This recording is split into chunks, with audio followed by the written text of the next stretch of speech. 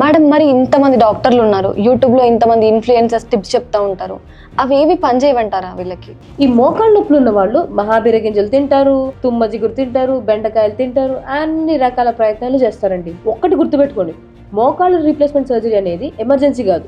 మనం మంచి ముహూర్తం పెట్టుకుని నడవలేని పరిస్థితిలో డాక్టర్ దగ్గరికి వెళ్ళి, బాబు నేను ఇంక నడవలేకపోతున్నాను, నొప్పి వస్తోంది అంటే అడిగి మరీ చేయించుకునే ప్రొసీజర్ అది.